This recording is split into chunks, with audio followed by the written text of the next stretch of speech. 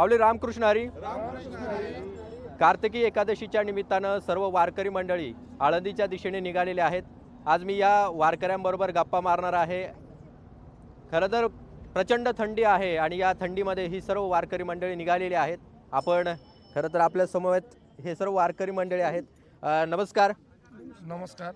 आमचे मार्गदर्शक आहात, काय नाव तुमचं? विश्राम महाराज ढामाले। बरं, ही पालखी कुठून आली? पालखी शिर्डीहून आली, राहता तालुका शिर्डी। बरं, किती दिवसाचा प्रवास केला आता या ठिकाणी? जुन्नर पर्यंत आपण आलेला आहात। जुन्नर तालुका आहे, हा पिंपळवंडी गाव आहे। किती दिवसाचा प्रवास केला आजपर्यंत? आजपर्यंत हा 6वा दिवस आहे।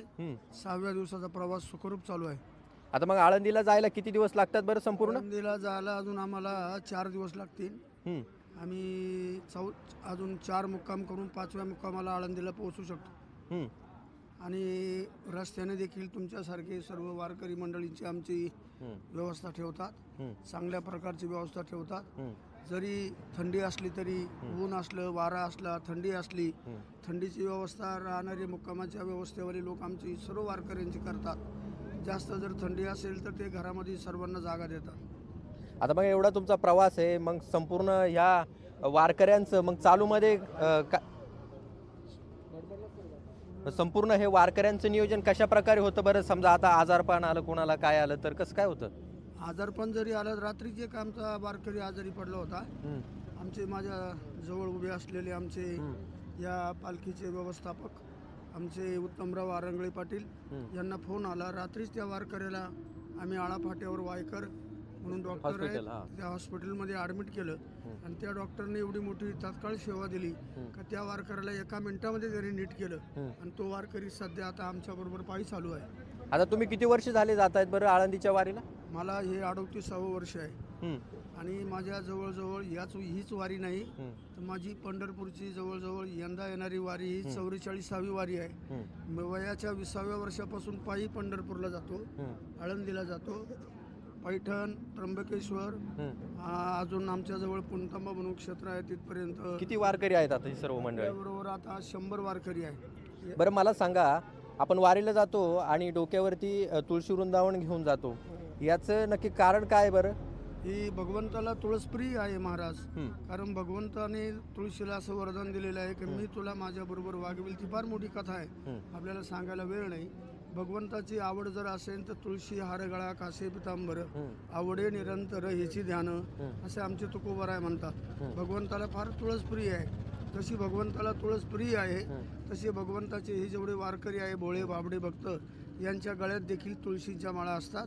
भगवंताला तुळसप्रिय आहे म्हणून आपल्या गळ्यामध्ये तुळशीची माळ आहे। नक्कीच टाळ मृदुंगाच्या गजरामध्ये या ठिकाणी सर्व वारकरी मंडळी आळंदीच्या दिशेने निघालेले आहेत। एक वेगळा जल्लोष असतो, एक वेगळा आनंद असतो आणि हा वारीमध्ये हे सर्व वारकरी मंडळी घेत असतात। तरुण वर्ग देखील यामध्ये सहभागी आहेत, काही महिला मंडळ देखील यामध्ये सहभागी आहेत। ताई काय सांगाल, काय नाव तुमचं? विमल। किती वर्ष झाले तुम्ही वारीला जाताय? 7-8 वर्ष। बरं, एकंदरीत काय अनुभव असतो बरं वारीतला? वारीत खूपच आनंद असतो। हा, बरं, भजन येतं का तुम्हाला? एखादं भजन काय म्हणा? कौतुक पाये संचितासे आवडीना भावे हरिनाम घेशी ची चिंता त्याशी सर्व आहे। ठीक आहे। तुम्ही ही तुळस डोक्यावरती घेऊन जाताय, तुम्हाला कळ लागत नाही का? नाही, काहीच नाही। कुठे आम्ही ठेवत पण नाही, काहीच खाली कोणाकडे ठेवत देत पण नाही मी तुळस। खाली नाही ठेवत का ही तुळस? नाही, का बरं रथात खाली नाही ठेवायची, फक्त रथात ठेवायची। फक्त रथात ठेवायची। हो। आज आपण या ठिकाणी पाहतोय की वारकऱ्यांबरोबर गप्पा मारताना मला देखील एक फार आनंद होतोय। आळंदीला मी देखील जाणार आहे, परंतु मी एसटीने जाणार आहेत। बाबा देखील काहीतरी बोलू इच्छितात, पुन्हा बोला। ही जी पालखी आहे ना, आमचे सर्वांचं एक श्रद्धास्थान आहे। श्री 1008 महामंडलेश्वर काशिकानंदजी महाराज ते संन्यासी महाराज आहे आणि माझं एवढं पूर्व भाग्य आहे की मी त्या महाराजांचा अनेक मोठा भक्त परिवार आहे, पण त्या भक्ती परिवारापैकी मी अगदी पहिला शिष्य त्यांचा आहे। असा मला या पालखीबरोबर फार मोठा मान आहे। मी पहिला शिष्य असल्यामुळं अनेक महाराजांनी विद्यार्थी तयार केले, परंतु ते विद्यार्थी कीर्तनकार प्रवचनकार चांगले झाल्यामुळं ते स्वतंत्र एका बाजूला गेले। पण माझं स्वतःचं मत आहे की मी या महाराजांच्यापासून बाजूला जाऊ इच्छित नाही, कारण त्यांनी मला अगदी महाराज बनवलं। ना अगदी वयाच्या 20व्या वर्षापासून त्यांनी मला सांभाळलेलं आहे आणि त्यांना देखील माझ्या बाबतीमध्ये फार मोठं आदर आहे. आमचे महाराज ज्यावेळी त्यांच्या साधनेसाठी हिमालयामध्ये गेले 10 ते 15 वर्ष तिकडे होते. मी स्वतः ही पालखी चालवली, हीच नाही तर त्र्यंबकची चालवली, आळंदीची चालवली, त्र्यंबकेश्वरची, पैठणची, या सर्व पालख्या चालवल्या. महाराजांचा माझ्यावर एवढा मोठा विश्वास आहे का त्यांचे जवळजवळ 4-5 आश्रम आहे. त्यांचे पंढरपूरला आश्रम आहे, आळंदीला आश्रम आहे, त्र्यंबकेश्वरला आश्रम आहे. पण एवढा मोठा त्यांनी माझ्यावर विश्वास संपन्न केला होता की त्यांनी सर्व त्यांची प्रॉपर्टी मोक्षारपत्रानुसार माझ्या नावावर केली होती. आणि महाराज तिकडे गेले होते, महाराज तिकडून सुखरूप परत आले. अरे मी मनामध्ये विचार केला, या व्यक्तीने त्यांची सर्व प्रॉपर्टी आपल्या नावावर केली, माझ्या नावावर, म्हणजे मी म्हणलो माझ्या नावावर केली. या महाराजांचा आपल्यावर किती विश्वास आहे आणि म्हणून मरेपर्यंत यांच्याजवळून मी बाजूला जाऊ शकत नाही. असे फार मोठे आमचे महाराज आहे. आज ते इथं नाही, त्यांचा फोटो आम्ही तुम्हाला दाखवू शकतो. इथं नाही, ते बाबाजींचा फोटो आहे कोणाकडे दाखवू आपण, दाखवू नंतर दाखवू आपण. एडिटमध्ये येते, मी पाठीमागे दाखव. हा बाबा, बरं अजून हो ठीक आहे, दाखवला. माझ्याबरोबर या ठिकाणी एक मुलगा देखील आहे, तो देखील वारीला निघालेला आहे. तुझं नाव काय? साई दादासाहेब गायकवाड. हां, बरं किती वर्षापासून जाते वारीला? माझं आज हे पहिलंच वर्ष आहे. पहिलंच वर्ष आहे का? बरं मग आता शाळेचं कसं काय बरं नियोजन?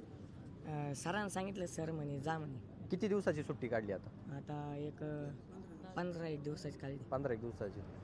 दिवाळीची सुट्टी आणि परत ही आता 15 दिवसाची सुट्टी. वारीला जातोय, कसा आनंद व्यक्त करतोय? आता तुझे 9 दिवस झालेले आहेत. हो. कसा तुला एकंदरीत काय प्रतिक्रिया आहेत बरं? आता तू 9 दिवस इकडे आलेला आहे. 9 दिवस झालेत ना? हो. ते 4 दिवस झाले. 4 दिवस झाले. पखवाज वाजवतो हो. तू. बरं मला सांग, पखवाज आणि मृदुंग एकच की वेगवेगळा त्याच्यामध्ये फरक आहे? एकच आहे, फक्त नाव वेगळे वेगळे. पखवाज म्हणजे काय आणि मृदुंग म्हणजे काय?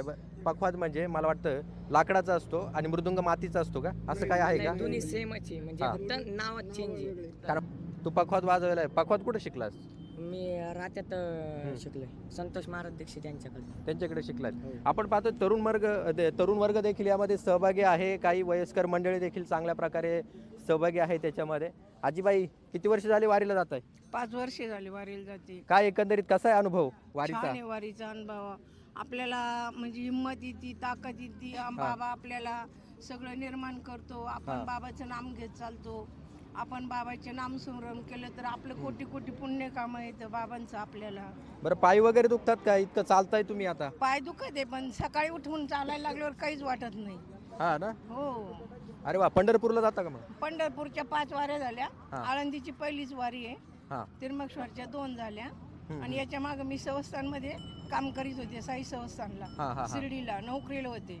3 वर्ष झाले तशा वाऱ्या करीत. आता रिटायर झालात का तुम्ही? आता 1.5 वर्ष झालं रिटायर झाले मी. ओके. अरे वा, आजी रिटायर झाल्यात आणि आता वारीला जात आहेत.